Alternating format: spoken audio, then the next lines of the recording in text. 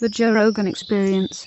Well, isn't it also partly because the discussion is out there and the discussion is a very attractive one? The discussion of one of the reasons why you haven't gotten by in this world is because of inequality and because of some sort of systemic racism or systemic sexism or systemic homophobia or transphobia. And it becomes, when you give people an option to find an excuse, they gravitate towards that excuse. But when you create safe spaces, right, and you coddle, and you make, I mean, all these pieces are in place. There's many moving parts, right?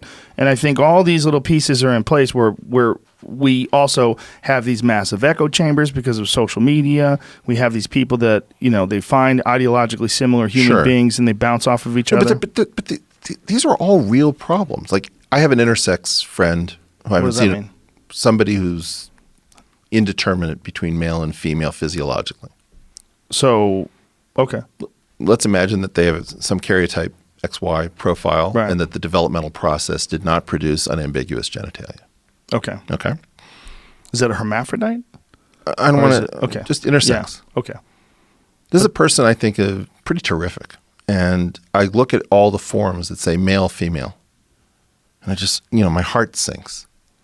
Like, we're not even in trans here. We're talking about somebody whose biological card that they were dealt could have been you, could have been me. Right. And through no choices at all, this person is being shoehorned into a paradigm which puts them at an increased risk of suicide. And it breaks my heart, and we should change it. We should break the male-female dichotomy. Absolutely. Now, I have a different feeling about trans, but if we solve the issue of intersex, which is not pressuring, just accepting that some tiny percentage of the population, which is not vanishingly small, it's just not large, is neither unambiguously male and female in terms of genotype-phenotype concordance, we will do most of the work necessary to take care of our trans folks who are suffering too, right? Now, trans is a much more rich world because there are a million different issues taking place in trans, and they're all conflated. You know, part of it because of developmental biology, part of it because gender really, in some sense, is socially constructed in a way that, like, when people say mathematics is socially constructed, I have to reject it. You know, I give this example of, like, kilts and lungis from Scotland and India are skirts, but they're not female in those places. So you have to learn about male and female relative to the codification in your society. And the issues of what are our obligations to recognize, hey, this is really a female mind and a male body versus this is a regular mind and a regular body but needs instruction. All of these things are conflated. And I was really hoping that if we used intersex as the test case to break the binary, because the binary is an oppression. There's no question in my mind about it. Well, how is it an oppression? Because let's imagine that let's say I have persistent Mullerian duct syndrome. So I'm phenotypically on the outside male, and I go to my doctor and he says, hey, you've got a uterus. What? Yeah. You have a uterus. Okay, that's an exotic situation. Maybe I want to identify male, because the outside equipment looks male. It's a weird situation. Maybe the idea is that we're talking about extremely rare circumstances. So does that really define it as being oppressive? What is for a friend of mine who is in neither situation? Yeah, it's oppressive. But I mean, is it like some people are born paralyzed, right? Some people are born with serious neurological diseases that don't allow them to be motile. That's right. What is it oppressive if people are just recognized, like most people recognized as being able to walk? What if there was no around? Category called disabled, right? Okay. Or in a wheelchair. Okay, no category. All right, yeah. So you've got somebody who's got a spinal cord injury, and you have people saying, all right, everybody, walk this way. What do you mean you can't walk? Get up. Why are you lazy? That's what it sounds like to me. Like, it's one thing to recognize that not everybody is in the standard category, but it's another thing to hard code.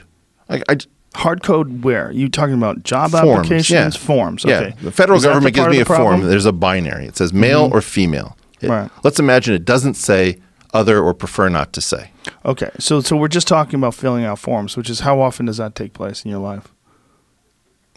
often enough that it represents oppression? Where you have to Look, be defined as male or female? Emotionally, Emotionally. I think this is oppression. Oppression. Yeah. I mean, look, But isn't it done under the interests of defining people simply?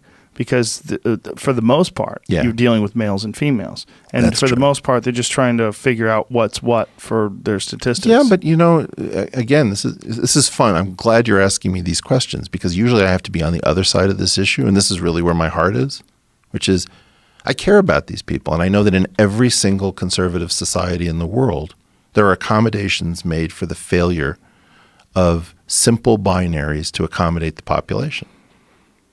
There's no society that's so conservative that they've sorted the world into male and female. The famous example of it in Iran of the Ayatollah making a fatwa that said it's fine to have gender reassignment.